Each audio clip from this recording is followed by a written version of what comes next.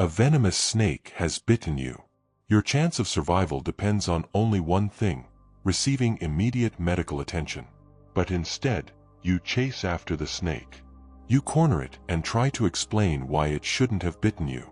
You waste your precious seconds and hours trying to prove that there was a mistake, a misunderstanding, or a blatant injustice. Isn't this absurd? Isn't this madness? Life is not about chasing snakes. Life is about the decisions we make when confronted with hardships. It is about finding the peace within ourselves, not looking for external explanations. It is about understanding that some battles exist not to be won, but to be abandoned. It is about grasping that some questions do not expect an answer, and some courts do not seek the truth. Yet, despite this, we keep doing the exact same thing. We invest our energy into things we cannot change. We run toward battles we cannot win. And each time, we end up a little more tired, a little more hollow inside. In this presentation, we will together discover the way out of these meaningless struggles. But know this from the start: this journey does not promise a destination. It is about the journey itself. Stoicism is a philosophical system with the power to radically transform the way you handle everything life throws at you. Imagine less stress, deeper peace, and an unshakable inner strength. To put on Stoic armor is to possess a soul that is impervious to catastrophe. If you are tired of chasing snakes, if you are ready to embrace age-tested wisdom and find your peace right in the middle of chaos, you are in the right place. In this presentation, we will examine the most common psychological traits of people who feel constantly forced to explain themselves. And step by step, we will discover how Stoicism can liberate us from the poison of insecurity and the need to harvest external validation. Principle 1. Deep insecurity. Imagine a life where every action, every word, and every decision is held hostage by a ruthless inner critic. This is the world of deep insecurity. A place where self-doubt casts long shadows and the fear of judgment roams between the walls. People trapped in this cycle cling to a single solution to calm the storm inside them: external validation. They expend massive amounts of energy to explain themselves, to justify themselves, and to be understood. And this energy mostly vanishes into a void. Deep insecurity often manifests as a ceaseless, fueled urge to explain oneself out of the fear of being misunderstood or misjudged. This feeds on a lack of self-confidence, and more fundamentally, on this false belief: the measure of my worth is the approval others give me. At the root of this insecurity lies a misconception of belief. A deep-seated but flawed construct that our worth is determined by reflections coming from the outside. Consider a plant searching for sunlight. It believes that only external light can make it grow. It searches for light in every direction with hope.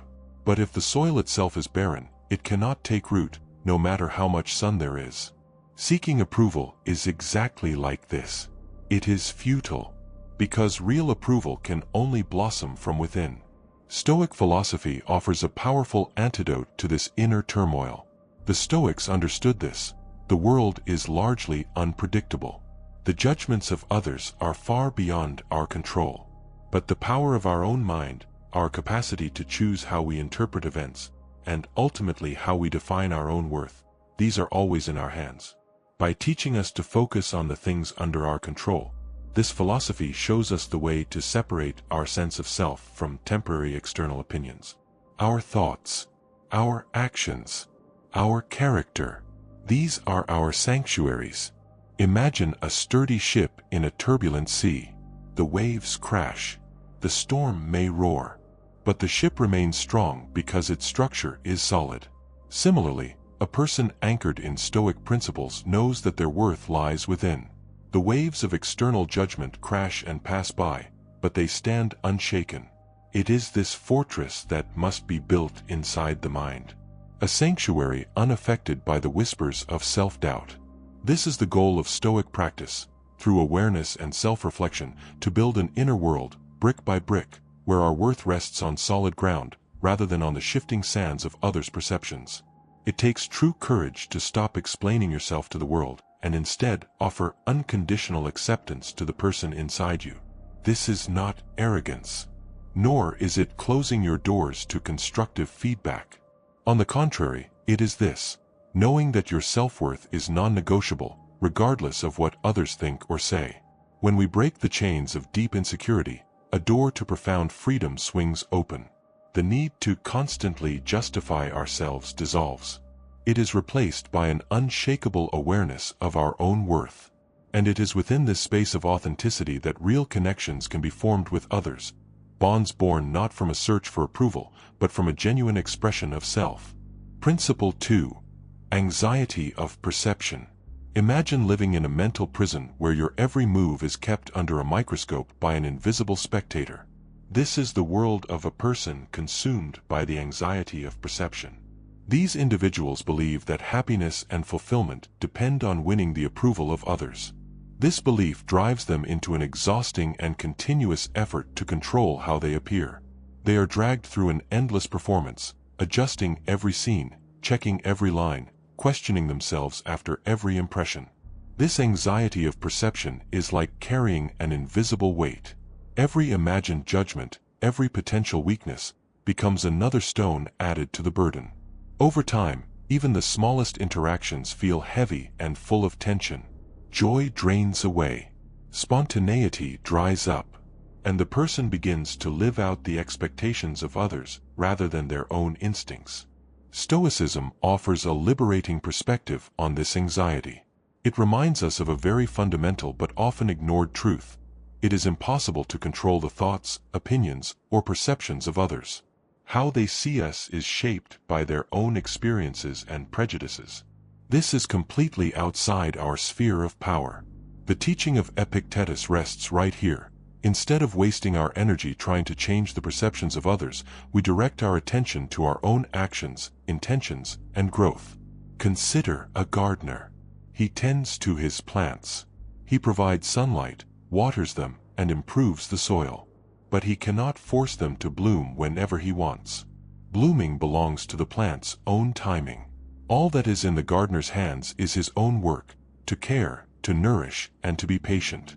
Similarly, we can nurture our own character. But trying to micromanage how others see us is like a gardener trying to force a flower to bloom. It is a futile effort, and it harms the plant. Embracing Stoic teachings does not mean becoming indifferent to others. It is about breaking free from the suffocating need to control their opinions. It is a journey to find peace, knowing that our worth is determined by how closely our actions and intentions align with our character. Imagine being rid of that invisible weight. Dropping the impossible and ultimately self-defeating task of pleasing everyone off your shoulders. From that moment on, life changes. Instead of the continuous performance of trying to shape someone else's perception, room is made for genuine connections based on mutual respect. Relationships are built not to be seen, but to exist. And this difference changes everything. Principle 3. Boundary difficulty. Imagine living in a house with no walls. The voices of others constantly seep inside. The lines between your own thoughts and theirs become blurred. You no longer know where you end and others begin. This is the reality of a person struggling with boundaries. These individuals lack a clear grasp of where their own identity ends and others begin. They are easily caught in the spiderweb of external opinions and expectations. And under the slightest pressure, taking on the emotional burdens of others becomes inevitable. Their anxiety becomes your anxiety. Their problems are loaded onto your shoulders. Their storms darken your own sky. This is like trying to carry other people's luggage on your own journey. It is unsustainable and ultimately destructive. The Stoics assigned primary importance to the preservation of inner peace. They understood that true well-being is only possible by drawing a sharp and conscious boundary between what is under our control and what lies outside it. Just as a walled city protects itself against invaders, healthy boundaries protect our minds from the uncontrolled influence of others. This is not being cold, nor is it being uncaring. It is accepting that we have a limited amount of energy. And it is spending this energy wisely on things that are truly within our sphere of influence. The fundamental Stoic practice is this: to distinguish between what deserves our attention and what does not. We can offer compassion and support to others without absorbing their anxieties and without letting their opinions define us. One does not exclude the other. On the contrary, this distinction is the prerequisite for genuine support. The man who knows his own boundaries is the man who can truly help someone else, because a depleted person can give nothing. Stoicism teaches us the power of saying no. Setting boundaries can take different forms, rejecting demands that drain our time or energy, clearly but respectfully withdrawing from conversations that erode our values, standing up for our own needs and priorities with both resolve and maturity. And here is the astonishing paradox. Healthy boundaries do not isolate us. They make room for genuine connection. When we know ourselves well and respect our own boundaries, we can show up for others with authenticity. We can offer support without becoming enmeshed. By clearly defining where we end and someone else begins, we create a much more solid foundation for deep and fulfilling relationships. Boundaries are not the enemy of connection. They are the architect of true bond. Principle 4. The tendency to people please. Consider a chameleon. It constantly changes color to blend into its surroundings. It perpetually transforms itself to fit into the environment, to go unnoticed, to gain acceptance. What is its own color? No one knows anymore. Perhaps it doesn't know either. This is the metaphor for a person trapped in the tendency to people please. They shape themselves according to the expectations of others. They sacrifice their authenticity for the temporary reward of approval. A new version for every new environment. A new shape for every new relationship. And one day when they look in the mirror, they cannot see a familiar face. At the root of the tendency to people please lies a deep hunger for acceptance. This is a deep-seated belief system that our worth depends on others liking us. But this belief system imprisons us. Because this pursuit is like chasing shadows. No matter how much you run, the shadow is always ahead of you. No matter how much you placate, true satisfaction drifts that much further away. Stoicism proposes a profound alternative. Our primary allegiance must be to our own virtue, living in accordance with wisdom, courage, justice, and temperance. When we anchor ourselves to these principles, the need to constantly please others gradually dissolves. Because we are no longer dependent on external approval. Our compass guides us from within. People-pleasing may provide momentary social relief, but the price is heavy. Every time we compromise our values to gain approval, we lose a little more of our self-respect. This loss is silent. It goes unnoticed, until one day you feel completely empty. The Stoics understood that inner peace is far more valuable than any external approval, and they adopted this not just as a thought, but as a way of life. Stoicism is not about being harsh or emotionless. It is about developing the courage to be ourselves, even if not everyone is going to love us. Being able to do this is perhaps the most difficult and most necessary virtue of our age. Consider an oak tree. It stands tall despite the changing winds and the breezes of passing opinions. It does not try to convince anyone. It does not wait for anyone's approval. Its roots are deep, and these roots hold it steady. When we break free from the trap of people-pleasing, we discover the same unshakable stability. Our worth is then protected from volatility. Because this worth stems from our commitment to living a principled life, not from the day-to-day shifting moods of others. And it is this true self-confidence that makes it possible for us to show kindness and respect to others without desperately needing their approval in return. Being there to give, not to take. And this difference changes everything. Principle 5. Trauma response. Imagine carrying an invisible wound.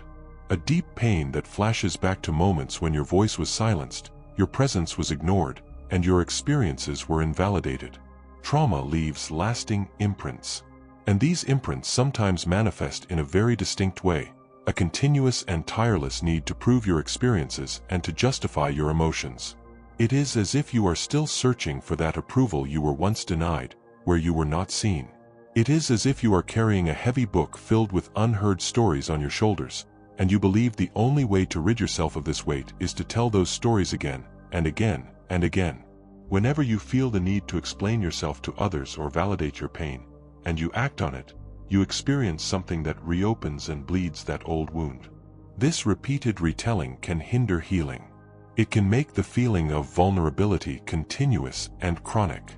Because all validation obtained from the outside is temporary, and everything that is temporary eventually leaves you. Stoicism does not say here, act as if the past does not exist. It acknowledges the reality of pain. But at the same time, it teaches this: we have the power to govern our responses to pain. Not to deny the imprint left by the past, but to refuse to let that imprint hijack our actions today. This is where true power lies. The fundamental Stoic principle is this: to find approval from within. Instead of seeking external validation for your experiences, develop a deep trust in your own truth. Build a sanctuary inside your mind. A safe space where your experiences are honored, your emotions are seen and understood, and above all, where you are accepted by yourself. As you build this inner trust, the need to prove yourself to others gradually begins to diminish. It is as if that old hunger slowly quietens down. Stoicism teaches us to focus on what is within our control. It is not in our power to change the past, nor is it in our power to force others to be understanding. But choosing how we respond is always in our hands. Instead of exhausting yourself trying to convince someone, it is possible, and far more productive, to redirect that energy into self-compassion and healing practices. Stepping out of a trauma response does not happen overnight. It is a journey. Stoicism offers tools for this journey: observing the urge to explain and justify with a sense of objectivity, not suppressing that urge, but recognizing it, saying, "Here I am again," without judgment. And gradually, as you build trust, the need to convince others diminishes from within, because now, your only judge is yourself. Principle 6. Argumentative personality. Imagine a battlefield where the primary goal of every argument is victory, not understanding. For the argumentative person, every conversation can turn into a potential competition, a stage to prove their intellectual superiority, a practice of finding the weak points in the opposing argument and hitting them repeatedly. The need to always be right may appear on the surface as supreme confidence, but when you go beneath it, it is often nothing more than insecurity. The image of invincibility is merely armor covering an internal fragility. Some people genuinely enjoy heated debates. They derive a mental vitality from the friction between ideas and the tension created by opposing views. This can be understandable and even valuable. But for others, arguing has turned into an addiction. The momentary thrill of confrontation, of tearing someone else's argument to shreds, takes precedence over the deep satisfaction provided by genuine connection and the exchange of ideas. The constant effort to assert dominance comes at a price. That price is this: the loss of a real human connection. Because no one sits down at a table to be an opponent in an information tournament. And if a person is constantly treated as an opponent, they will eventually leave the table. The Stoics believed in the value of debate, but they understood the importance of knowing when to enter and when to exit with equal clarity. Marcus Aurelius reminds us that we cannot control the thoughts of others. And sometimes true strength is walking away from an argument that cannot be won or is not worth winning. This is not defeat. This is maturity. Stoicism encourages us to practice active listening. Step out of the mode of constantly developing counterarguments. Try to genuinely hear what the person across from you is saying. Even if you do not agree, take a step toward understanding their perspective.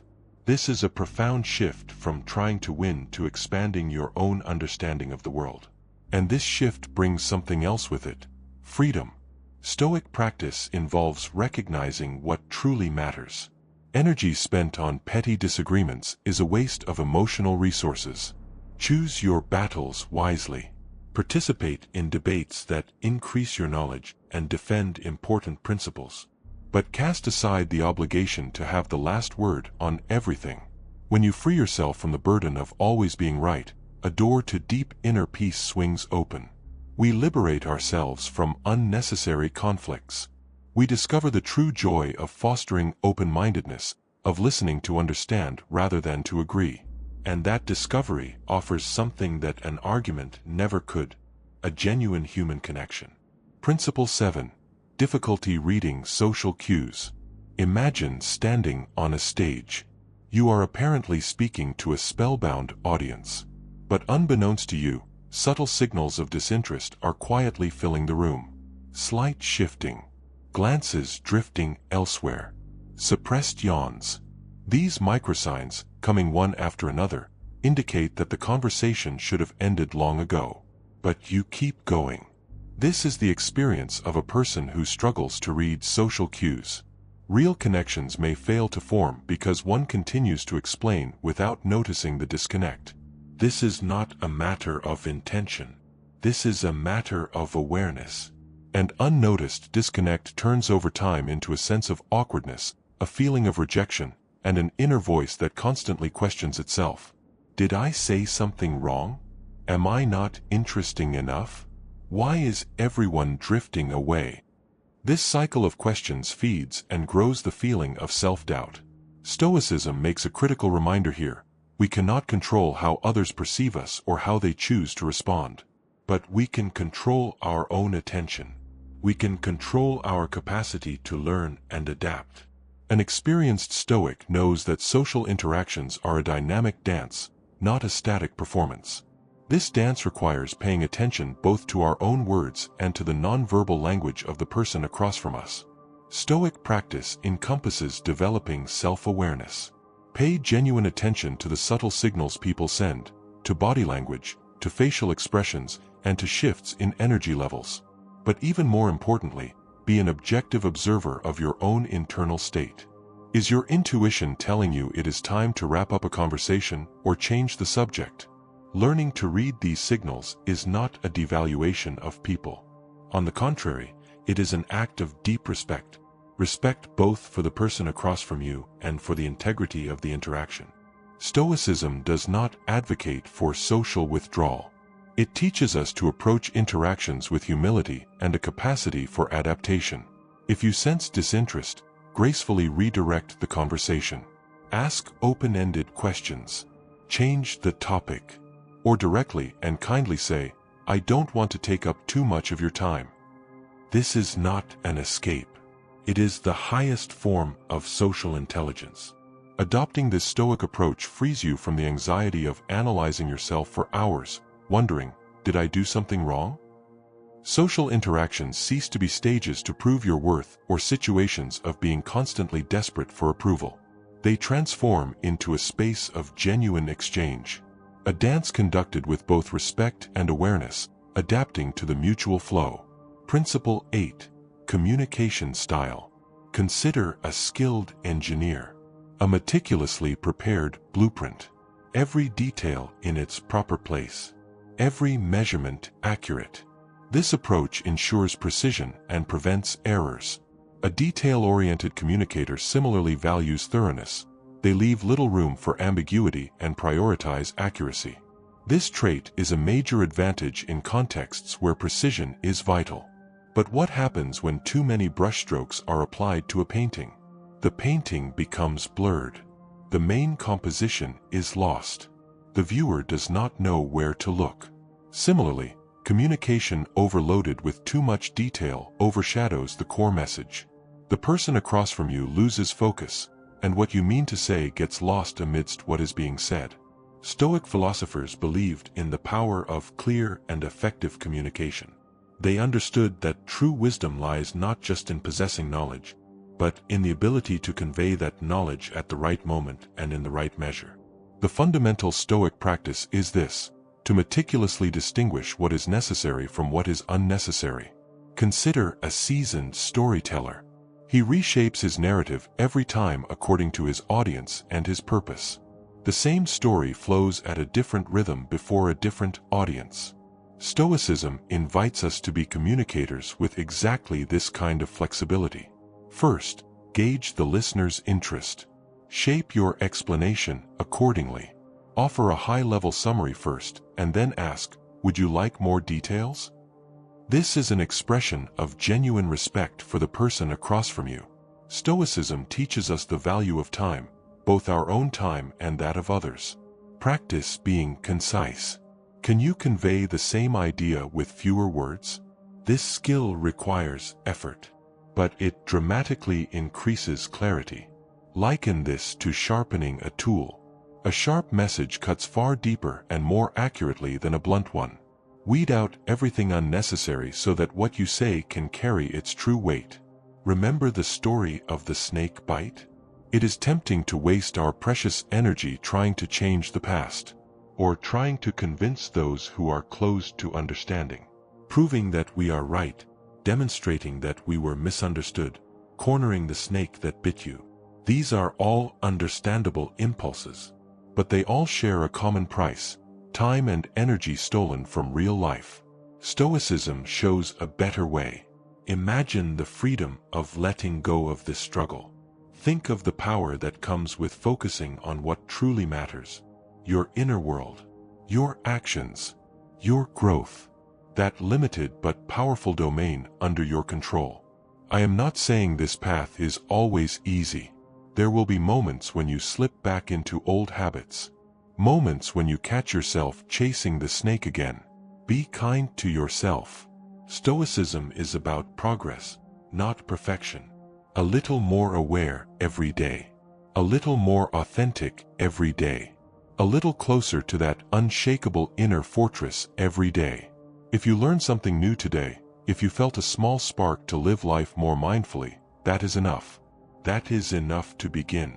Put on the Stoic armor and keep walking.